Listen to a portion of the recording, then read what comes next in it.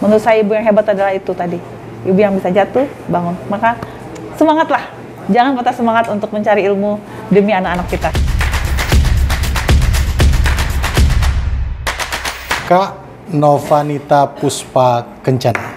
Baik. Selamat datang di podcast Ruang Redaksi, Kak. Terima kasih sudah diundang.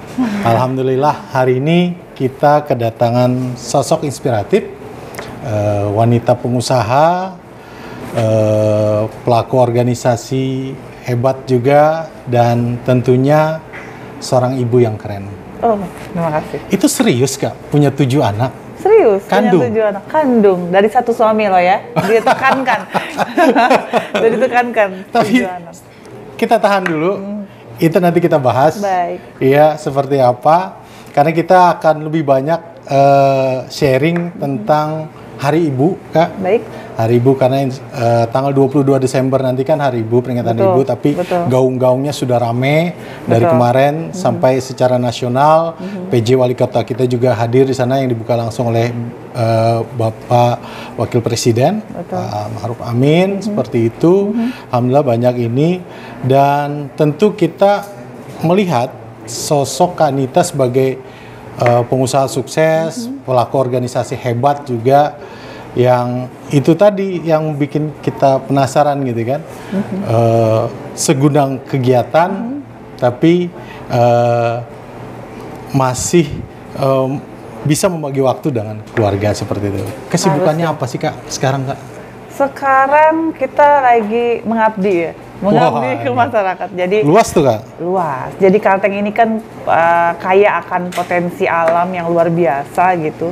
Jadi kita memang lagi gimana caranya potensi itu dapat meningkatkan potensial ekonomi masyarakat gitu. Supaya masyarakat punya ekonomi yang lebih baik. Jadi kita memang lagi fokus di UMKM. Jadi biar para ibu-ibu ini bisa lebih sejahtera nantinya. Bisa gitu. lebih sejahtera. Otomatis kalau sejahtera jadi sehat dan cantik gitu ya. Langsung aja deh, Kak, soal 7 anak tadi, Kak. Baik, langsung ya to the point. Iya. Kan bayangan kita nih di era sekarang ini kayaknya untuk punya 3 anak aja kayaknya sebuah tantangannya luar biasa. Begitu ya. 2 anak, 3 itu kayaknya udah paling banyak deh sekarang. Kalau dulu kita sering lah dengar, bahkan ibu saya itu 11 anak, 11 bersaudara seperti itu. Kalau dulu dimaklumi, kalau sekarang tuh kayaknya 3 aja sudah bagaimana gitu, 4, 5 apalagi, ini 7 gitu. 7. Itu bisa diceritain tuh, ke 7 anaknya itu seperti apa, Kak? 7 Dari anak. mulai yang kecil nih, sampai yang besar. Baik, jadi sebenarnya ya kalau menurut saya mau punya anak 1, anak 2, anak 3, atau anak 7 itu sama saja. Jadi anak-anak pasti punya metabolismenya sendiri, pasti punya masanya sendiri, pasti punya keunikan sendiri gitu. Yang asal kita tahu gitu, asal kita tahu ilmunya bagaimana gitu kan ya, semuanya sama aja. Jadi nggak terlalu berat. Apakah nanti punya anak banyak tuh berat? Tidak. Anak 1, anak 2, anak 3, anak 7 sama saja. Anak saya yang paling kecil kan umur 9 tahun. 9 tahun kan? 9 tahun dan Cowok, yang paling cewek? Cowok. Cowok. Jadi 3 cowok, 4 cewek. Oh, 3 cowok, 4 cewek. 3-nya sudah kuliah, alhamdulillah. Wah, nggak kelihatan gitu. Baik, terima kasih. Yang duanya masih di SMP ya. Yang terakhir 2 orang itu di SDIT. Jadi memang agak beraneka nih. Jadi yang 3 pertama mepet banget gitu ya, terus yang 2 mepet lagi, terus agak jauh lagi mepet lagi, seperti itu. Itu memang di plan begitu? Oh tidak, sudah di Kebobolan gitu? mungkin zaman itu yang kebobolan ya, tapi pada dasarnya itu adalah sudah diatur sama Allah. Iya, berarti ada plan ke-8 lagi nanti? Sebenarnya udah 10 kehamilan, jadi cukup. Oh, Masya Allah. Kita udah 10 kehamilan, jadi 3 kali keguguran, 6 kali normal, 1 kali sesar. Sepertinya sudah ya, cukup ya. Okay. Semoga insya Allah. Cukup lah itu. Bu, ini kan tadi ada jaraknya mepet-mepet tuh. Mungkin ada kesulitan nggak, Bu, untuk mengurus anak dengan jarak yang deket-deket waktu kecilnya gitu dulu gimana? Saya waktu itu, zaman itu tidak ada HP ya Bang Rohan ya. Iya. Tidak ada HP waktu itu. Jadi kita ini mengandalkan dengan dulu banyak majalah-majalah ya. Kita banyak di koran juga banyak tentang sedikit postingan bagaimana cara mengurus anak kembar waktu itu. Jadi ada yang kembar nih? Nggak ada. Oh, nggak ada. Cuman memang karena jaraknya mepet, saya treatment kembar. Karena jangan sampai misalnya kita punya anak 2, 3 jaraknya berdekatan, kemudian kita paksakan si yang kakak jadi seorang kakak gitu ya. Kebayang dia umurnya baru misalnya anggaplah kecil 2 tahun, tiba-tiba dia jadi menjadi seorang kakak gitu kan. Kemudian akan saya melihat karena perkembangan kita juga dulu ya kan, kita melihat bahwa itu kalau sesuatu yang dipaksakan agak berat. Jadi saya mencari di majalah-majalah, tabloid-tabloid zaman dulu ya, itu banyak sekali waktu itu ada tentang bagaimana parenting terhadap anak seperti itu. Makanya saya treatment semua anak saya itu kembar. Saya ikut seminar. Zaman dulu hanya bisa seperti itu. Ini trik-triknya gitu ya? Iya, trik-triknya seperti itu. Kalau zaman sekarang tinggal Google. Anak rewel gimana caranya, tinggal Google. Zaman dulu tidak ada Google. Kita harus gimana caranya berilmu. Berarti si ibu sendiri memang perlu effort untuk berkembang juga gitu. Betul. Ya? Betul sekali. Sama kayak kita hari ini mau masak apa, kita kadang-kadang ngeblank gitu mau masak apa. Tinggal Google ya. Sekarang cari resep apa. Zaman dulu cari resep ya di tabloid, di koran gitu. Nggak ada lain, sarana yang lain tidak ada. Maka carilah, karena cuman itu saja media informasi kita, TV gitu ya. Ya itulah yang kita cari. Jadi tergantung kitanya. Gimana nih punya anak lebih dari 2, gimana caranya lebih dari 3, itu ada semua. Jadi nggak akan susah ketika kita tahu ilmunya. Oke, jadi nggak ada kondisi di mana kayak orang tua sekarang nih Kak, baby blues lah segala macam, itu nggak ada dulu gitu, di konsep itu nggak ada ya Kak? Kalau baby blues saya mungkin ada mengalami ya, cuman tetap ada kekhawatiran. Tetap ada, maksudnya setelah hamil, kemudian saya hamil lagi itu pasti ada masa itu. Cuman karena tadi jadi udah kalau kita pas lagi khawatir, kita ingat lagi gitu. Oh ya kan kemarin ada di tablet ini gitu tentang ini, baca lagi. Saya suka guntingin tuh, zaman dulu kan kita bikin clipping ya. Mungkin mbaknya zaman sekarang, kalau zaman milenial dulu itu tuh suka banget kita bikin clipping. Saya bikin clipping tebel gitu. Jadi tentang misalnya anak gitu. Saya resep gitu, kita potongin resep bikin bolu kuku sama gitu, kita clippingin. Kayak bikin buku sendiri iya gitu. Kan, ya kan dulu kan cuman dipotong, digunting, ditempel, terus kita jilid, bukan jilid ya, yang selorokan gitu kan. Itu zaman dulu sih. Jadi kita clipping, ada clipping resep, saya ada clipping untuk anak gitu, clipping model baju. Zaman dulu kan hanya bisa seperti itu ya. Jadi, tapi kan itu sarana informasi saya. Oke, dengan tantangan seperti yang Ibu sampaikan tadi, mungkin apa yang paling berkesan mungkin waktu dulu mengurus anak yang kecil-kecil dengan 7 gitu? Nisa rencana 7 juga? Masih 1 ini udah agak baby blues Bu. Wah, dia 1 aja udah ini. Baik, tantangannya adalah mau tidur. Ketika mau tidur, karena semua di treatment kembar, otomatis mungkin yang anggaplah 3 pertama ya, kan berarti ngelonnya harus bersamaan. Jadi saya atur yang anak terakhir saya kelon duluan sampai tertidur, saya tinggal. Yang kemudian ngelon yang nomor 2, habis itu ngelon yang nomor 1. Jadi yang nomor 1 kadang-kadang gini, mau tidur sekarang apa 1 jam lagi? Kalau 1 jam kan saya tidak nyuruh anak, tapi kita menyarankan ke dia yang memerintah kita jadinya kan. Jadi misalnya mau tidur 1 jam lagi, oke, 1 jam lagi nanti kita tidur ya. Tahu itu udah kemauan si kakak atau si adik gitu. Nah jadi kita duluan siapa yang kita kelon dulu sampai mereka akhirnya bisa tidur sendiri, tidak perlu dikelon lagi seperti itu. Tapi ada adiknya lagi Bu, kita kelon lagi adiknya seperti itu. Jadi ini untuk antisipasi nggak iri apa segala macam? Iya betul, saya menghindari iri. Sampai sekarang pun tidak pernah saya misalnya si kakak jauh lebih pintar atau coba contoh tuh kakaknya, nggak pernah ada kata-kata seperti itu. Misalnya adek misalnya kak coba lihat tuh adek tuh ngambil baju sendiri misalnya, saya tidak pernah membandingkan atau memberikan contoh pada orang yang ada di rumah, karena itu walaupun itu untuk motivasi maksudnya tidak ada. Jadi nggak ada komparasi? Tidak ada, karena itu menurut saya itu mengecilkan si adik. Kalau paling saya bilang misalnya agak terlambat begitu, dia sendiri sadar. Coba tadi kayak kakak ya gitu, atau mbak tadi kayak adik ya. Nggak pernah. Coba lihat itu kakak tuh sudah selesai, kamu kok belum? Itu kan semacam membandingkan. Enggak, saya nggak begitu. Itu ada loh ilmunya di tablet zaman dulu. Jadi, masih ada clippingnya tuh Kak? Nah itu dia, karena kita udah pindah kan kita zaman dulu kontraktor ya, jadi kontrak sana, kontrak sini gitu kan udah, terus pernah kebanjiran juga, jadi clipping itu kebanjiran, tapi alhamdulillah karena kita sekarang udah ada gadget ya, jadi kan semua informasi sudah di sini, kayaknya nggak apa-apa deh gitu. Kan banyak tantangan nih Kak, yang paling tua berapa? 21 tahun 21 ya? tahun. Berarti selama 22 tahun terakhir lah ya ngurus ketujuh anak ini gitu ya. Tantangan yang paling diingat tuh apa Kak? Tantangan yang paling diingat yang paling menantang deh. Yang paling menantang adalah ketika mereka ada masa dari anak ke remaja, ya kan? Mereka pasti punya masa yang ingin main-main, pengen masa ingin coba-coba, masa pengen dengan segala macam ya zaman, apalagi pengaruh luar seperti itu yang sangat tiap orang beda-beda tadi. Ada yang mudah kita ajak, misalnya Kak jangan begitu, atau Dek jangan begitu, Mbak jangan begitu, kan ada yang Mbak, ada yang Kakak gitu ya.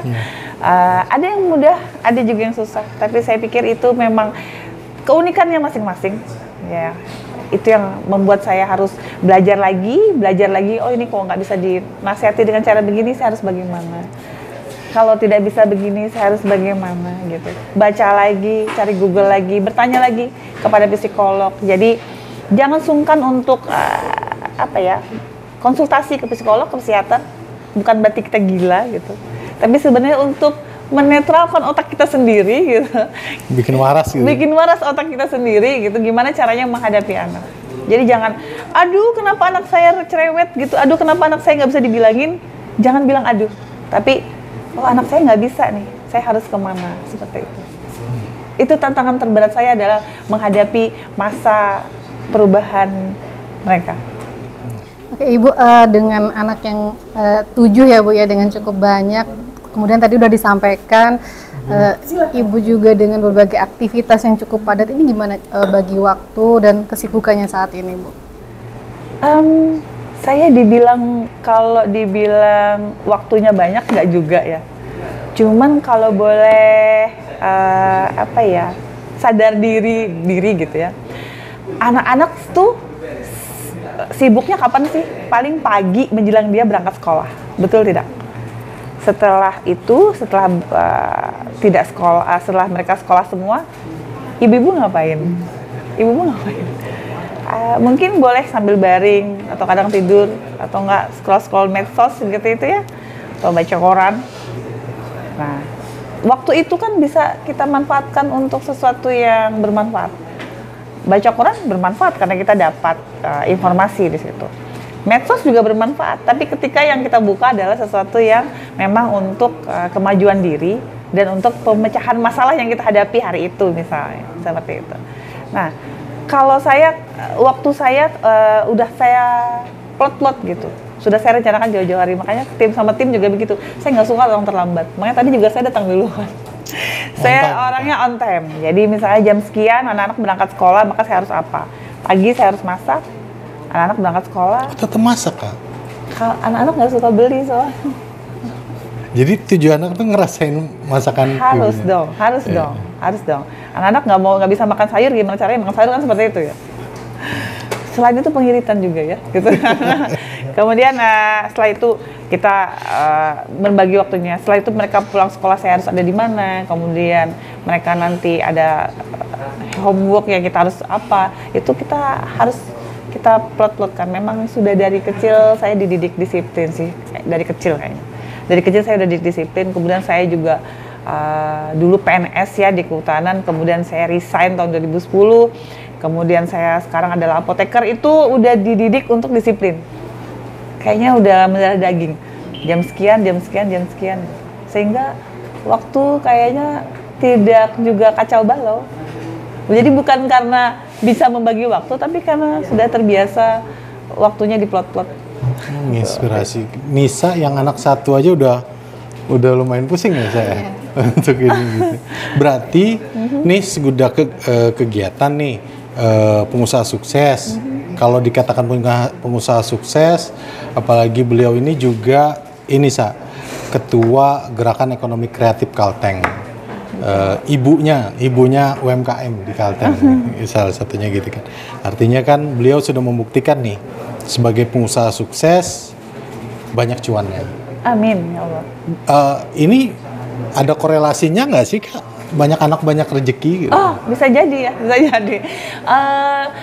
Bisa jadi seperti itu. Jadi bisa jadi karena kita semakin kesini kan semakin banyak informasi. Iya. Kemudian ketika anak banyak dan terdesak ekonomi, kita kan harus berpikir gimana caranya menghidupi, ya kan? Ketika anak dua, kayaknya cukup aja dana segini. Jadi saya nggak perlu berpikir terlalu berat gitu. Ketika anak nambah, berarti nanti ke depan harus begini. Nggak cukup nih uang segini, saya harus bergerak lagi. Itu bersinergi dengan suami itu ya? Jadi gitu. Nambah lagi, berarti saya butuh dana sekian per bulannya. Nambah lagi, akhirnya kan yang mungkin yang dulu kita tidak berpikir untuk menambah bisnis dan sebagainya pekerjaan, akhirnya kan kita harus gimana caranya 7 anak ini hidup dengan baik, sekolah dengan baik, kan tuh butuh dana yang banyak. Otomatis kita juga harus berpikir gimana caranya menutupi dana itu, seperti itu. Sehingga banyak cuan-cuannya masuk kan. Itu amin ya Allah. Mungkin Bu, ini hal-hal yang berkesan mungkin dengan 7 anak dan mereka pasti punya karakter masing-masing. Hal-hal yang berkesan dari masing-masing anak itu seperti apa Ibu? Berkesannya adalah ketika dengan kehebohan di rumah, kehebohan saya juga gitu ya. Kesannya adalah mereka sangat mengidolakan uminya. Itu dipanggilnya Umi. Panggilnya Umi. Okay. Jadi mereka itu sangat mengidolakan saya gitu. Itu sebuah kesan. Ini narsistik atau enggak? Apresiat mereka sendiri gitu. Iya. Jadi maksudnya ini bukan klaim pribadi ya? Bukan klaim pribadi. Jadi lihat dari statusnya mereka, lihat dari mereka ke teman-temannya seperti itu. Bahkan teman-temannya suka ke rumah. Bahkan beberapa teman-temannya adalah fans saya. Bahkan ada yang sampai mau bikin grup futsal. Ceritanya nih grup futsal. Terus pada ngechatin, mamamu lahir tanggal berapa? Tanggal 5, di bulan 5 November gitu kan. Terus ya, kalau gitu nomor punggung saya tanggal 5 gitu, nomor 5 gitu. Dan dibuktikan dengan foto. Nah itu, dan mereka itu selain seneng fans gitu sendiri sama saya, juga anak-anak itu sangat support. Bahkan ketika hari ini uminya nggak dandan gitu ya, mereka sudah mau berangkat sekolah, mereka tuh sampai gini melukin gitu. Kenapa? Umi ngapain di rumah hari ini? Hari ini kayaknya nanti jam. Jadi ngapain dong di rumah? Kesepian. Kami semua sekolah memikirkan itu. Jadi Umi di rumah ngapain itu? Kesannya ini banget ya, mereka sangat mendukung, sangat support gitu. Sangat apa yang Uminya kerjakan mereka bangga gitu. Itu udah suatu yang sangat saya sangat bikin hati tuh kadang haru gitu. Sama kalau ketika mereka bisa mengatasi masalah mereka dengan baik, kemudian menjadi orang yang baik, itu juga sebuah kelegaan ya. Dengan misalnya mereka, gimana ini kerjaan banyak, terus belum lagi ada masalah, terus mereka bisa keluar dari masalah itu. Tiap orang beda-beda masalahnya. Itu sebuah kebanggaan saya buat saya, walaupun keluarnya hanya sebagai misalnya asalnya nggak bisa matematika terus dia bisa memecahkan soal itu tuh udah terbaik menurut saya seperti itu. Apalagi kalau misalnya ada masalah di sekolah, masalah dia sendiri, kemudian dia bisa keluar dari situ. Kan masalah banyak zaman sekarang ya kan? Masalah apalagi anak muda zaman sekarang, bukan menceritakan yang di rumah, tapi kan ibaratnya saya putus dari pacar gitu, galau gitu kan. Kemudian dia bisa keluar dari situ, bisa tersenyum dengan baik. Itu kan kita harus apresiasi anak-anak itu. Ada nggak sih momen bareng-bareng gitu semuanya 7 gitu, cukup sering nggak sih? Apa aja Mbak? Harus dong, harus. Biasanya apa? Momen-momen bareng-bareng ini apa aja? Yang pasti di rumah makan bareng. Oh, makan bareng. Itu jadi sebuah salah satu, kan biasanya kadang kita kan makan nih satu di kamar, satu sambil main HP di depan TV, itu gimana kalau gitu? Kita udah punya kesepakatan. Saya juga sih sebenarnya yang membuat ya. Jadi masak itu tepat ketika mereka mau makan. Oke. Jadi ketika mau makan, saya kadang triknya, ayo makan bareng. Langsung makan bareng memang. Nggak usah kita gimana mau makan bareng. Gimana ya, udah dari kecil seperti itu. Jadi ketika makan ya makan bareng semua, seperti itu. Hangout gitu? Kalau hangout kita paling jalan-jalan ya. Ke luar pantai, negeri gitu ya. luar negeri, ke pantai atau ke Jawa atau yang pasti di daerah Kalimantan dulu sih dihabisin. Kan kita Kalimantan banyak banget ya, di Palangkaraya apalagi, nggak usah jauh-jauh kemana-mana, nggak usah jauh-jauh ke luar negeri. Ya daerah di Kalimantan ini saja, ke pantai sih pastinya, ke pantai sama ke yang paling deket aja Sungai Gohong itu kan, udah seneng banget anak-anak. Paling sering Sungai Gohong. Momen kebersamaan tuh masih sekarang di tengah kesibukan Kanita harus disempatkan, harus wajib. Mereka yang kadang-kadang bikin jadwal, jadi ini jadwal ini tanggal sekian tanggal sekian kan mereka juga kuliah ya. Mereka juga kuliah. Pada kuliah di sini semua ya? Iya. Ada kesibukan, ada yang sibuk paski waktu itu, ada yang sibuk pramuka ya kan, ada yang sibuk juga dengan organisasinya masing-masing karena mereka sudah punya organisasi masing-masing. Itu kan kita harus menyempatkan, ayo kapan waktu kita jalan gitu. Kapan waktu kita kemana makan bareng atau makan bareng di luar aja. Tapi jarang sih, lebih banyak makan di rumah memang. Itu sehari memang misalkan makan 3 kali itu bareng bersama Bu atau sehari saja? Yang biasanya itu pagi saja sama malam. Karena kalau siang semuanya beraktivitas kecuali hari Minggu ya. Hari Minggu itu justru paginya itu nggak bareng. Karena ada yang punya organisasi sendiri, hari Minggu itu biasanya punya organisasi, ada yang jadi relawan, kemudian ada yang baksos apa segala macam ya kan, pagi-pagi itu memang agak susah kalau hari Minggu, cuman makan siangnya bisa, sama makan malam, memang tergantung. Pada saat bareng makan gitu, momen apa sih yang sulit dilupakan kalau lagi bareng itu? Rebutan ikan. Ikannya sedikit atau?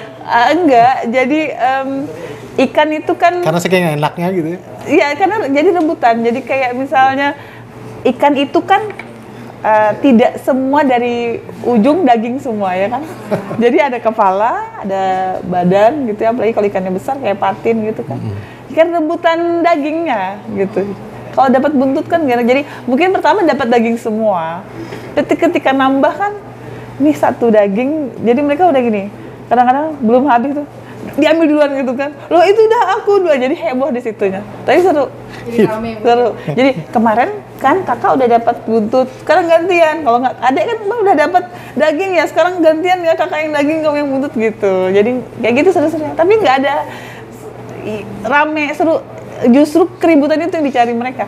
Coba aja mereka satu orang gitu ya, atau 2 orang itu tugas kemana gitu. Misalnya lagi camping di Sampit atau bagaimana, kan yang di rumah berarti kurang 2 orang, apa kurang 3 orang. Terus suka, kalau ada adek enak nih, kalau ada kakak enak nih, suka gitu kan. Mereka sendiri yang kangen sendiri. Seperti itu. Ini udah mulai kangen-kangenan Bu. Ini kan sudah 3 kuliah Bu ya? 3 kuliah. Nah, sebentar lagi mereka sudah akan mungkin berkehidupan masing-masing. Ibu sudah 22 tahun bersama 7 anak ini, udah siap nggak Bu kalau misalkan mereka akan mungkin berumah tangga sendiri untuk kakak-kakaknya yang udah ketiga ini? Ngeliat anak-anak kayaknya belum ada pergerakan ke arah situ ya. Anak-anak zaman sekarang tuh kayaknya harus S2 dulu kayak gitu ya, harus kerja dulu, pengen nerima cuan sendiri, walaupun sekarang mereka udah nerima cuan masing-masing ya. Jadi memang dari kecil saya bilang bahwa jangan pernah bergantung uang sama Umi.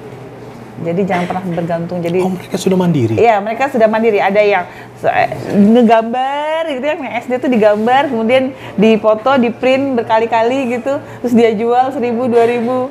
Kalau yang besar udah memang dia kerja di perusahaan Jepang dan Thailand untuk karikatur dan lain sebagainya. Jadi yang paling tua?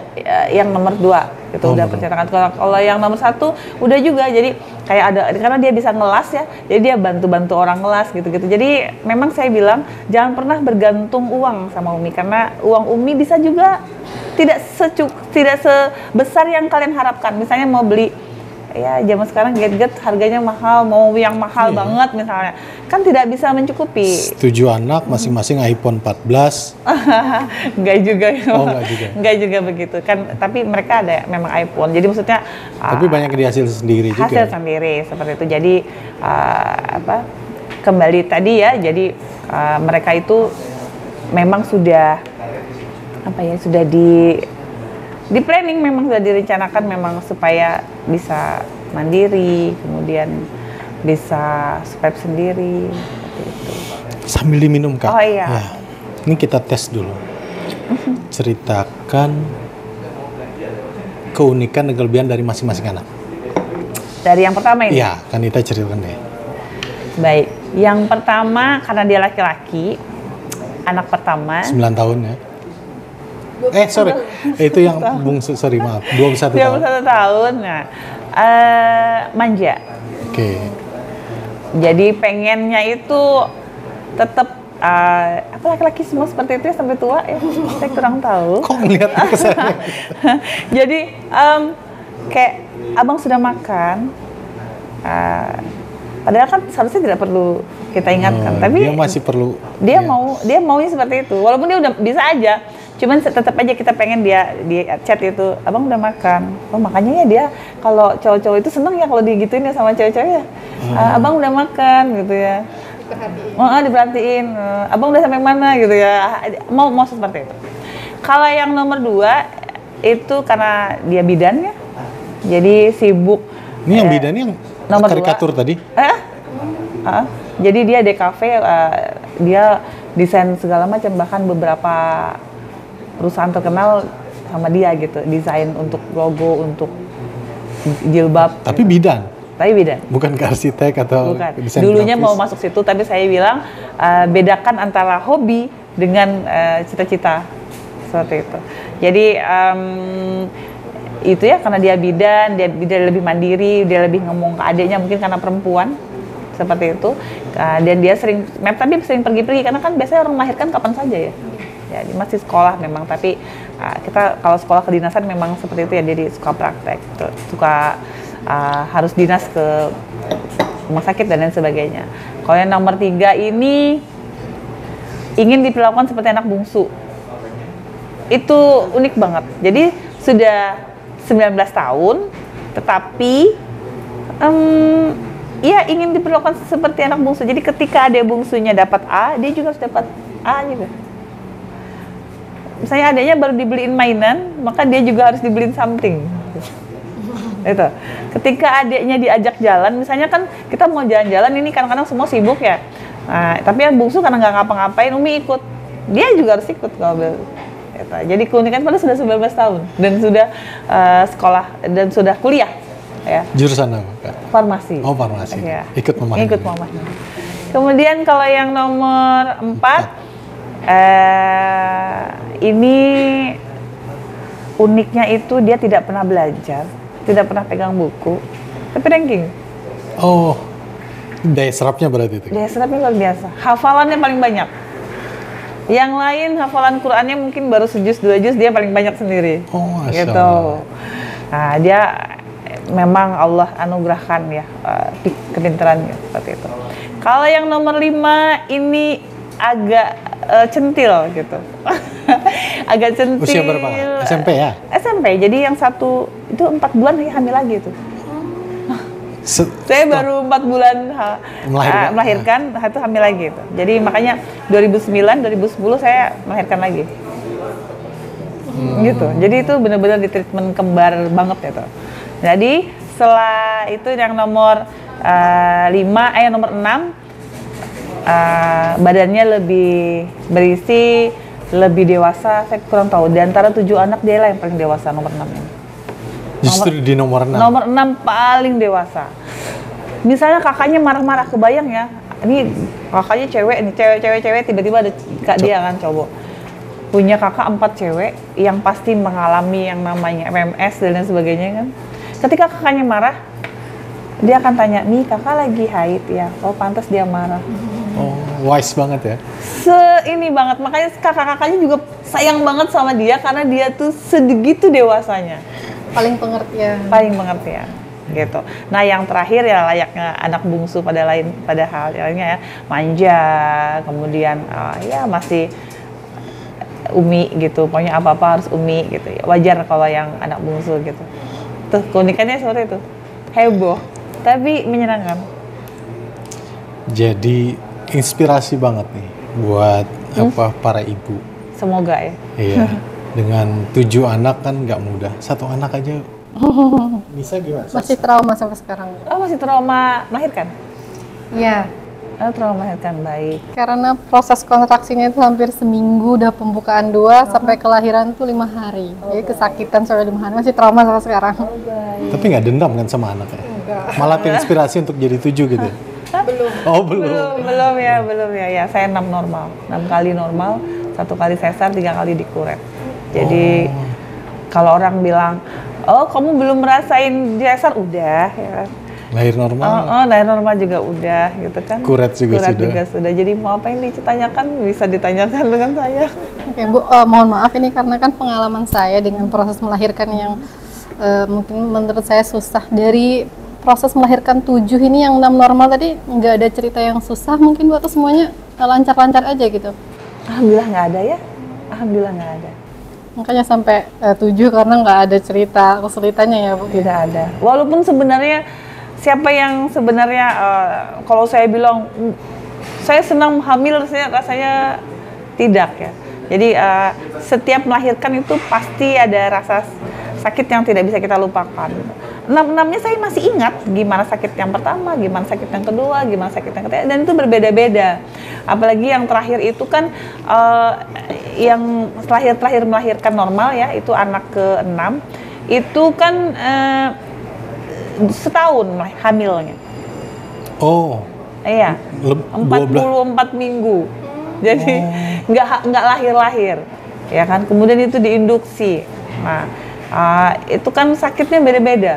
Jadi diinduksi dulu. Diinduksi itu kan informasi malah 2 kali lipat malah. Sakitnya iya. Sakitnya katanya. Jadi diinduksi dulu yang pertama, terus nggak mau keluar. Besoknya diinduksi lagi, dicoba-coba. Berkali. Iya, jadi sakitnya memang berkali-kali gitu. Jadi tapi yang pertama juga sakit juga karena itu kan pertama kali, kemudian yang kedua juga sakit juga, bahkan pecah pembuluh darah gitu kan. Kemudian yang ketiga sakit juga, jadi semuanya saya masih ingat apa yang sakit. Nah, tapi kan sudah Allah suruh seperti itu, digariskan seperti itu, makanya kita jalani saja. Tapi subhanallah nggak membuat traumatik gitu ya, kayak dari yang pertama, kedua. Tapi lebih kepada ini bagian dari justru melahirkan anak ini positif ngelihatnya gitu ya sebagai anak. Kalau dibilang nggak trauma, rasanya trauma ya semua ibu-ibu kalau habis melahirkan. Tapi lagi-lagi, jadi saya itu ada di tabloid salah satu, gimana caranya mengatasi trauma melahirkan. Ada. Zaman dulu tuh dipikirkan begitu. Sepertinya kalau Google sekarang pun ada. Gimana caranya menghadapi trauma melahirkan, itu ada. Kita baca aja gitu. Jadi saya selalu ingat itu. Jadi ketika habis melahirkan, saya ingat-ingat lagi bahwa itu ada. Dan yang diingat lagi adalah saya mengalami itu ya karena sudah Allah tuliskan sebelum saya dilahirkan ya kan. Jadi untuk apa saya harus was-was, untuk apa saya takut, karena saya udah digariskan seperti kita ngumpul sekarang bertiga gitu. Itu pasti sudah ditulis jauh sebelum saya dilahirkan. Jadi jalani saja hidup ini dengan kelegaan. Kalau memang susah, kita serahkan ke Allah gitu. Syukur dan sabar gitu. Syukur dan sabar. Setelah anak terakhir ini kan 9 tahun sudah nih Bu, tidak hamil. Nah, itu ada memang direncanakan atau gimana itu Bu? Tidak hamil lagi. Jadi begini, anak ke-7 itu kehamilan ke-9. Kan saya tadi udah bilang 10 kehamilan ya. Kemudian saya udah di steril waktu itu. Hamil lagi kan? Iya. Jadi si ini punya adik, tapi kita tunggu memang tidak ada detak jantungnya, makanya dikeluarkan lagi seperti itu. Makanya habis itu sempat berapa bulan tuh Kak? Kita tunggu sampai 2-3 bulan tuh memang tidak ada detak jantung, tapi ternyata hanya hamil kayak anggur gitu anggur ya. Akhirnya dikeluarkan gitu. Dan ibaratnya terus baru saya IUD. Memang sebelum anak terakhir tidak ada KB ya Bu ya? KB ada, tapi mungkin saya karena tidak tadi ya, kurang malah cari di tablet itu gimana caranya KB yang benar, kayaknya nggak saya jalanin gitu. Jadi ada saya kayak KB pil ya, kayak orangnya suntik juga sama, tapi memang tidak cocok kayak sepertinya. Saya suntik juga pendarahan terus-terusan gitu, jadi makanya dihentikan. Saya pil itu sering pusing karena tekanan darah saya rendah sekali, makanya kemudian dihentikan seperti itu. Jadi sudah jalannya memang hamil lagi. Terakhir aja di Ibu ya. Jadi balik lagi nih ke, saya masih tertarik dengan pertanyaan Kanisa tadi yang soal bagi waktu gitu ya. Jadi kondisi banyaknya anak ini memang tidak mempengaruhi aktivitas di luar Kak Nit ya, baik dari organisasi, usaha dan lain sebagainya, karena termanajemen dengan baik itu tadi gitu ya. Iya, termanajemen dan terselesaikan dengan baik. Ketika mereka ada sesuatu, misal sakit aja, saya harus urusin itu dulu, maka pasti agak terbengkalai memang yang di luar. Maka yang di luar kita manajemen dengan baik. Jadi harus ada dua-duanya kita manajemen dengan baik. Berarti tetap prioritas dua-duanya gitu? Iya. Jadi misalnya yang anak tetap prioritas utama. Jadi ketika anak itu bermasalah anggaplah di sekolah gitu ya. Namanya anak-anak pasti ada masalahnya. Ada masalah di sekolah, saya harus dipanggil ke sekolah. Maka ini dulu diselesaikan. Yang ini nanti dulu nih, kita manajemen, ini diatur ya. Saya nggak bisa jam sekian, diundur jam sekian, kalau nggak ditunggu lagi besok. Karena saya harus ke sekolah, karena harus ini. Anak saya sakit, saya harus di rumah sakit dulu nih. Saya harus sampai dia oke, baru bisa urus yang ini ya, gitu. Nggak pernah ngurus ini dulu, kemudian ini disesuaikan, nggak. Manajemen yang di luar menyesuaikan manajemen di rumah. Gitu. Seperti itu. Jadi asal yang di rumah sudah terselesaikan dengan baik, termanajemen dengan baik, otomatis yang di luar juga akan termanajemen dengan baik dan terselesaikan dengan baik. Itu dia, bayangan saya kan Kak Nit di luar ini salah satunya misalnya amanah sebagai ketua Gekrab misalnya gitu ya. Di Gekrab sendiri ini yang diurus ini bukan 1-2 UMKM. Betul. Berapa Kak? Ya. Yang diurus nih? Kalau sampai saat ini baru 300 sekian ya kalau Kalimantan Tengah. Wah. Karena belum semua kita datangi dengan baik gitu. Ini kan kayak anak-anaknya Kak Nita juga gitu kan, UMKM dengan segala problematika. Boleh sedikit nggak Kak, keluar dikit nih, ngurusin UMKM nih susah-susah gampang nggak sih dibanding ngurusin 7 anak? Ketika UMKM-nya bersedia gitu diajak untuk bisa maju, tidak gampang. Kita tinggal mengarahkan, kan di Gekrab ada lebih gampang gitu ada bawah divisi-divisinya ya. Dan di Gekrab sendiri bukan UMKM saja yang dikerjakan, ada 17 sektor. Ada seni, ada olahraga gitu ya, ada movie seperti itu. Kita memang mengarahkan orang-orang yang ingin punya potensi di dirinya. Oh, jadi bukan saja UMKM. Oke. Nah, ya ada olahraga, kemudian ada film juga. Film. Jadi misalnya orang memang dia senang untuk di perfilman, kita arahin gitu. Kita arahin juga kan di Jakarta, di pusat ada divisi-divisi itu, kita bisa ngarahin ke situ. Yang musik, yang penyanyi, ayo kita arahin juga ke produser apa gitu yang ada di Jakarta. Kemudian dia bisa berkembang dengan baik. Gitu. Semuanya 17 sektor. Jadi ekonomi kreatif itu luas jadi. Luas, 17 sektor. Berarti kita harus ada podcast sendiri nanti ngebahas soal UMKM. Oke. Infonya ini spill dikit aja Kak. Nyalek juga ya Kak? Oh betul. Oh, kenapa tuh? Ya. Kenapa? Dari semangat untuk membangun UMKM ini atau gimana? Berjuang. Jadi berjuang untuk UMKM, makanya mau nyalek tadi. Jadi sepertinya harus ada sosok untuk supaya UMKM ini jauh lebih bisa maju, sehingga menjanjikan secara ekonomi. Otomatis kalau ekonomi Kalteng ini meningkat, PAD kita meningkat, Kaltengnya juga akan semakin meningkat dan berkah. Amin. Berarti Kak Nit melangkah sebagai salah satu calon anggota legislatif di Palangkaraya ya. Betul. Di Palangkaraya ini banyak hal yang sudah di planning ya, bukan kan di masyarakat kadang-kadang kita kadang kita melihat caleg ini kepentingan pribadi golongan gitu, tapi ini lebih kepada bagaimana mengangkat UMKM tadi itu. Bukan planning ya, sudah dikerjakan gitu. Oh, udah jalan. Udah Oh iya, dikerjakan. gitu. Jadi saya 2010 resign. Artinya lebih dikembangkan lagi Ya, gitu. saya 2010 udah resign. Dari 2010, PNS, oke. iya, dari 2010 sampai 2023 ini saya berjuang untuk UMKM. Udah 13 tahun. Oh iya, ada apa sedotan purun segala macam. Iya, jadi sudah banyak bawang dayak yang ibaratnya Itu juara katanya ya? Iya dong, kita udah juara nasional. Nasional. Bawang dayak itu kita baru sampai teh. Sekarang sudah jadi effervescent. Tunggu izin edarnya keluar ya. Tunggu Oh. launchingnya gitu.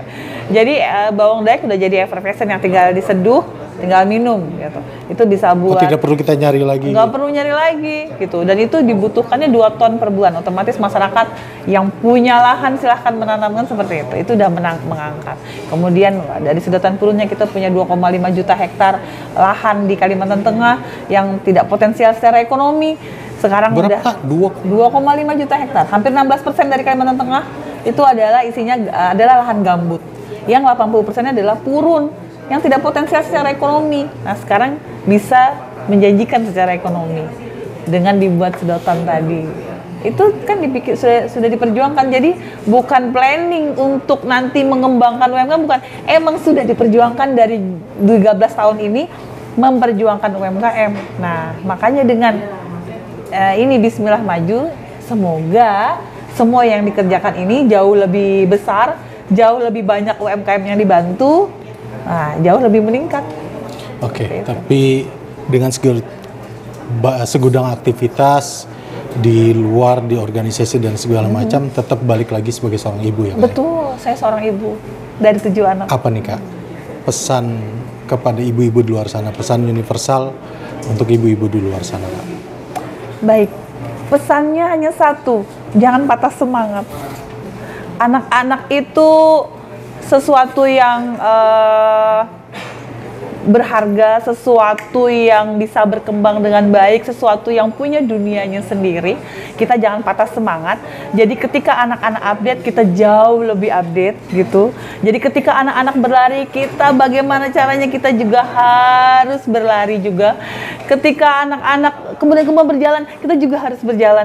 Ketika anak-anak naik kendaraan, kita juga harus naik kendaraan. Jadi jangan patah semangat untuk belajar, jangan patah semangat untuk mencari informasi, mencari ilmu, gimana caranya supaya anak-anak kita menjadi anak-anak yang sehat, anak-anak yang berkualitas gitu ya, anak-anak yang bisa sukses dunia dan akhirat. Bukan berarti punya anak sakit kemudian kita adalah ibu yang gagal, bukan berarti punya anak yang tidak punya pendidikan, tidak berprestasi gitu kemudian kita jadi ibu yang gagal, bukan.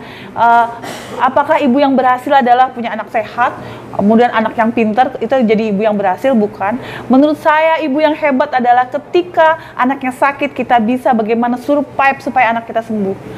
Gimana anak kita ketika jatuh kita angkat lagi, gimana caranya dia bisa punya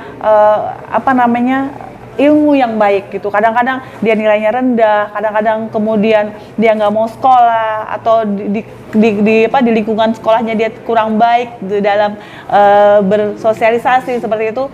Kitalah sebagai ibu yang jatuh bangun gimana caranya supaya anak itu menjadi lebih baik. Jadi ibu yang hebat adalah ketika kita juga kadang jatuh, kadang sukses, kadang jatuh, kadang sukses. Bukan sehat, berprestasi, kemudian dia bisa membanggakan, kita lalu jadi ibu yang hebat, bukan. Menurut saya ibu yang hebat adalah itu tadi. Ibu yang bisa jatuh, bangun. Maka semangatlah. Jangan patah semangat untuk mencari ilmu demi anak-anak kita. Baik Bu, ini mungkin penutup. Apa yang mau disampaikan kepada 7 anak Ibu di hari Ibu ini? Baik. Aduh, jadi mau menangis. Jangan melo, jangan. Jadi mau menangis. Hai guys, buat 7 anak Umi yang luar biasa. Aji, Salsa, Onsa, Akila, Husna, Ubaid, Zaid. Kalian adalah anak-anak terbaik. Kalian adalah anak-anak yang luar biasa. Terima kasih sudah menjadi anak yang baik. Terima kasih sudah support kegiatan Umi. Terima kasih. Kalian hebat. Jadi mau nangis. Masya Allah, tabarakallah. Sangat menginspirasi, banyak hal yang kita dapat. Ya, Nisa pun bersemangat untuk punya 7 anak. Luar biasa di bagaimana menjalani semuanya dengan sabar dan ikhlas tadi, serta syukur gitu ya. Dan banyak belajar. Banyak belajar istilahnya. Terima kasih Kanita. Terima kasih Kanisa juga. Alhamdulillah banyak hal kita sharingkan, dan yang pasti sosok ibu itu selalu membanggakan. Ibu itu banyak kata positif terlontar untuk seorang ibu. Semoga kita bisa menjadi anak-anak yang baik untuk ibu kita dan menjadi orang tua yang baik untuk kita. Terima kasih Kanita sekali lagi. Selamat Hari Ibu. Kita akhiri. Assalamualaikum warahmatullahi wabarakatuh. Waalaikumsalam warahmatullahi wabarakatuh.